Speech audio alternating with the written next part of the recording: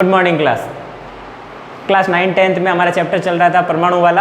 अब उसी में हम आगे बढ़ते हुए परमाणु की संरचना के संबंध में जो सिद्धांत पढ़ रहे थे। हमने पहले सिद्धांत पढ़े थे दो, एक आया था जॉन डाल्टन का परमाणु सिद्धांत और दूसरा था थॉमसन का परमाणु प्रतिरूप या फिर थॉमसन का परमाणु मॉडल, जिसको नाम दिया गया था एक और प्लम पुडिंग मॉडल। अब जब अलग अलग साइंटिस्ट आते गए तो उनके नियमों को जब वो पूरी तरह से वैध नहीं थे तो उनको खारिज कर दिया गया। नए वैज्ञानिक अपनी तरफ से अपनी अवधारणाओं को पेश करते गए। अब उसी कड़ी में अगला नाम आता है रदरफोर्ड। पूरा नाम है इनका अर्नेस्ट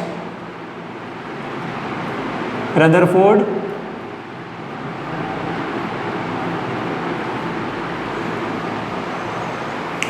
थॉमसन के अनुसार जो जो नियम बताए गए थे, अब वो नियम इसके रदरफोर्ड के नियमों के ऊपर मान्य नहीं होते थे।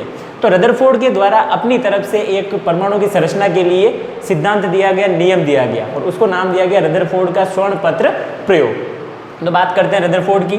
तो रदरफोर्ड ने अपने शिष्यों के साथ मिलकर के सन 1911 में अपने शिष्यों के साथ मिलकर सन 1911 में एक स्वर्ण पत्र प्रयोग किया। क्या है अभी बताते हैं। उस प्रयोग के द्वारा उन्होंने परमाणु की संरचना को समझाने का प्रयत्न किया। तो सन 1911 में उन्होंने अपने प्रयोग के लिए सोने की एक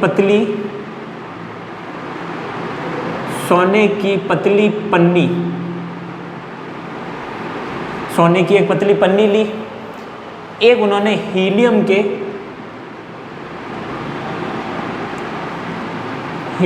के नाभिक के अल्फा कण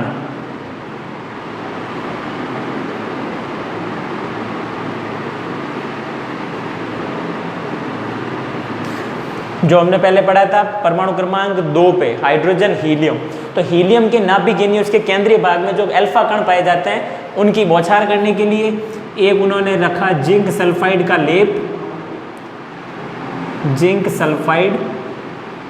लेप। उन्होंने इन उपकरणों की सहायता से अपने प्रयोग को पूरा किया। अब हम समझते हैं कि इनका उपकरण का जो पूरा किया गया किस प्रकार से हुआ। तो इन्होंने हीलियम के नाभिक को ये एक स्रोत रखा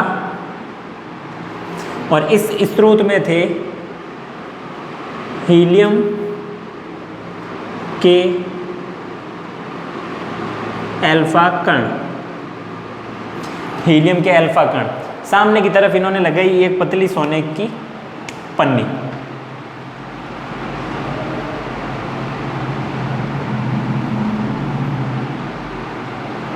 सोने की पतली पन्नी और इसके चारों तरफ वृत्ताकार पथ में एक पर्दा लगाया। चारों तरफ वृत्ताकार पथ में पर्दा लगाया। अब इस पर्दे के ऊपर जो लेप था वो किया हुआ था ZnS यानी कि जिंक सल्फाइड। नाम पे ध्यान दिया जाए, जिंक सल्फाइड का लेप। और ये जो बीच में है ये थी सोने की पतली पन्नी।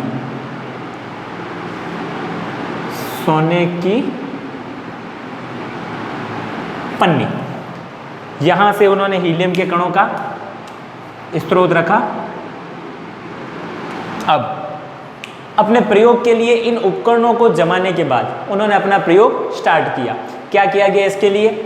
उन्होंने इस स्रोत से काहे का है हीलियम के अल्फा कणों का, यहां से अल्फा कणों की बौछार की गई, प्रहार किया गया सीधा सोने की पतली पन्नी पर। यहां से जब वो हीलियम के कण इस पन्नी के ऊपर आते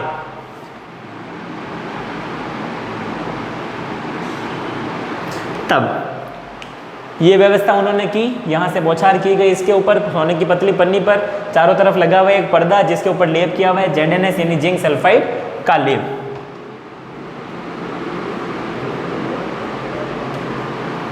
अब ये ZnS या जिंक सल्फाइड का लेप इसलिए किया गया ताकि इस पन्नी से टकरा करके जो भी कण जहां भी टकराएंगे इस ZnS के लेप किए होने के कारण वहां पर एक चमक उत्पन्न होगी।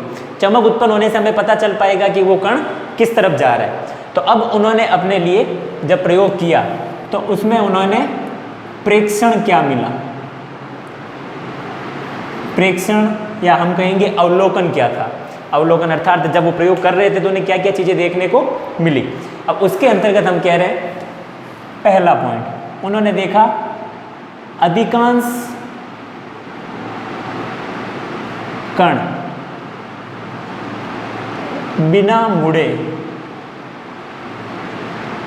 सीधे निकल गए, सीधे निकल गए। यानी कि जब यहाँ से बौछार की गई तो वो सीधा यहाँ पर चमक उत्पन्न हुई ZNS के कारण। तब हम कह सकते हैं कि भाई वो कण यहाँ से यहाँ तक और इसमें से सीधा पार होकर के निकल गए। तो उन्होंने सबसे पहला प्रेक्षण या फिर जो उन्होंने जो चीज़ नोटिस की वो थी कि अधिकांश कण बिना मुड़े सीधा निकल गए, पहला पॉइंट। दूसरा पॉइंट है कुछ कण 90 डिग्री या 120 डिग्री के कोण से मुड़ गए। अर्थात यहाँ से यहाँ तक तो आए लेकिन वो 90 डिग्री या फिर 120 डिग्री के कोण से मुड़ गए, सीधे नहीं निकले।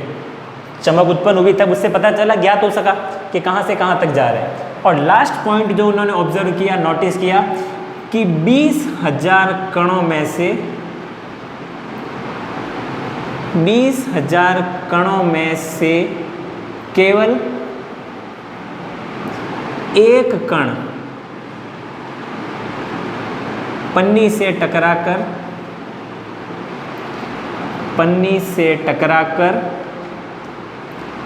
180 डिग्री के कोण से पुनः लौट आया।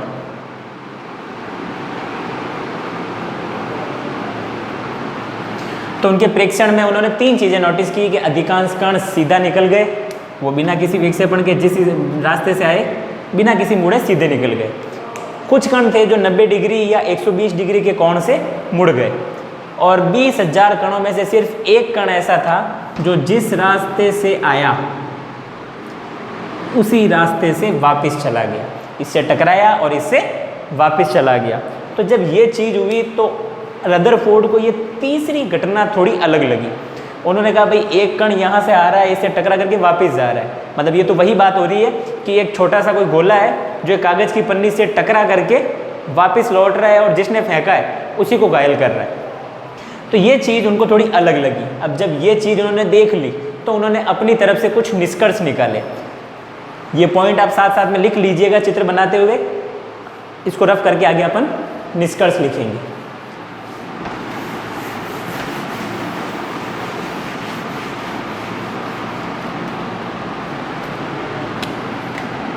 निष्कर्ष का मतलब है यहाँ पर कि उन्होंने जो चीज़ नोटिस की वो घटना हुई तो क्यों हुई, कुछ ना कुछ तो निष्कर्ष निकाला होगा उन्होंने कि अगर किसी को खाने के लिए पूछा जाए वो मना कर रहा है तो निष्कर्ष क्या होगा, वो खाना खा के आया होगा या भूख नहीं लगी। तो निष्कर्ष के लिए उन्होंने सबसे पहला पॉइंट निकाला कि परमाणु का अधिकांश भाग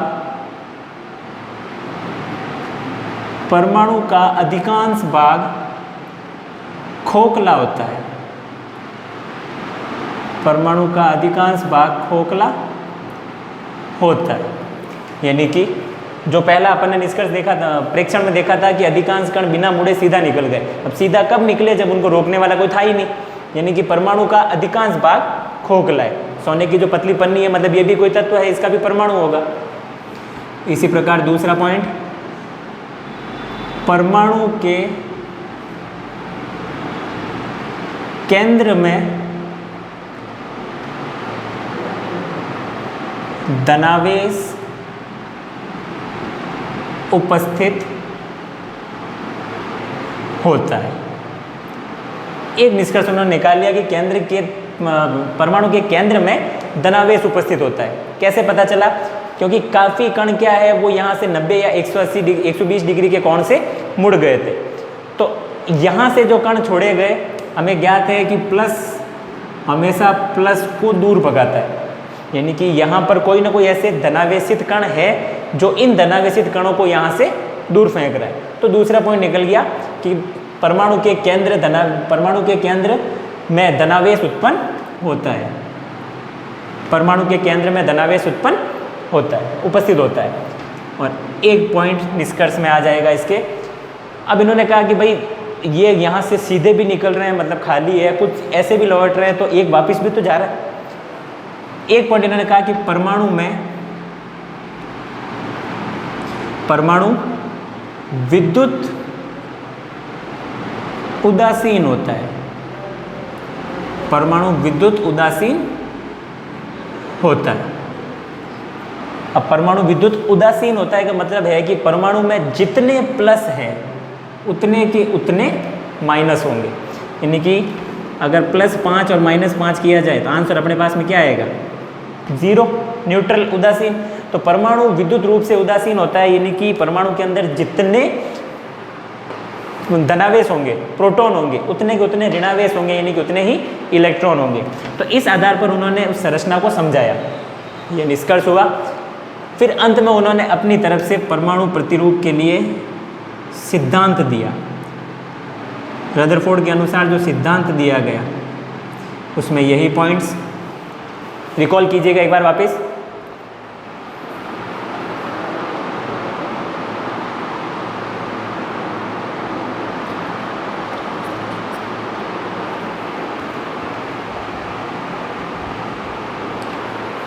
तो इसके अंदर पहला भाग आ रहा है कि परमाणु का अधिकांश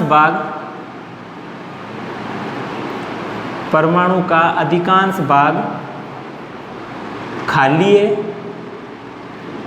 परमाणु का अधिकांश भाग खाली है जहां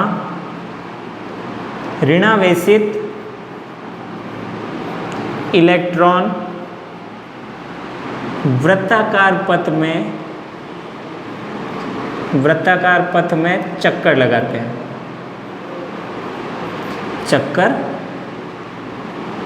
हैं। तो सिद्धांत में इन्होंने पहला पॉइंट था कि परमाणु का अधिकांश भाग खाली है जिसमें इलेक्ट्रॉन जो है वृत्ताकार पथ में चक्कर लगाते हैं और घूमते रहते हैं, और जिस पथ में ये घूमते हैं उस पथ को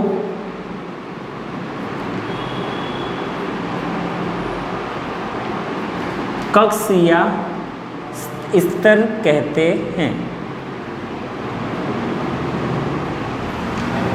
रिकॉल कीजिएगा, परमाणु का अधिकांश भाग रिक्त है, खाली है, जहां ऋणावेशित इलेक्ट्रॉन वृत्ताकार पथ में चक्कर लगाते हैं, और उस पथ को कक्ष या स्तर कहा जाता है, या कक्षा भी कह सकते हैं। फिर है कि परमाणु, ऊपर लिख रहा हूं मैं यहाँ पे,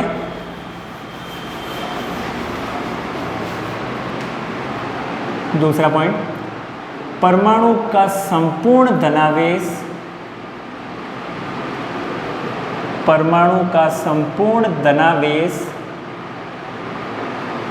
एक स्थान पर,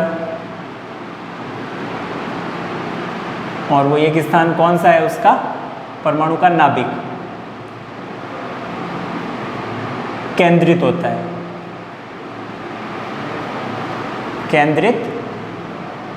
है, परमाणु का संपूर्ण धनावेश एक स्थान पर केंद्रित होता है, और उस स्थान को कहा जाता है नाभिक।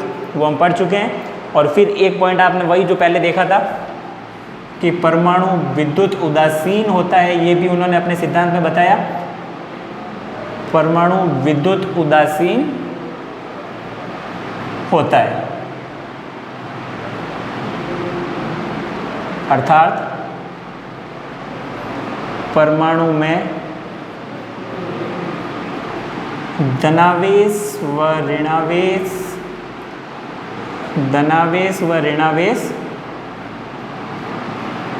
बराबर होते हैं।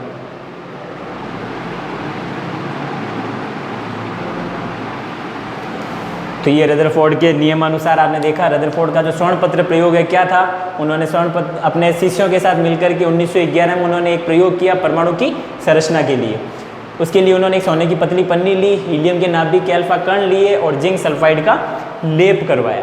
व्यवस्था कैसे थी? यहाँ पर उन्होंने एक स्रोत रखा जहाँ पर हीलियम के अल्फा कण थे, सामने की तरफ एक सोने की पतली पन्नी रखी गई।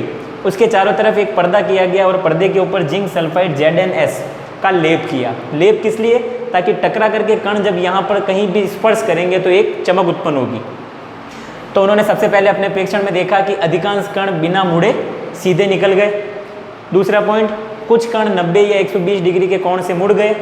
और तीसरा पॉइंट जो उनको सबसे ज़्यादा आश्चर्यचकित करने वाला था कि 20,000 कणों में से सिर्फ एक कण ऐसा था जो टकरा करके वापस उसी रास्ते से लौट गया।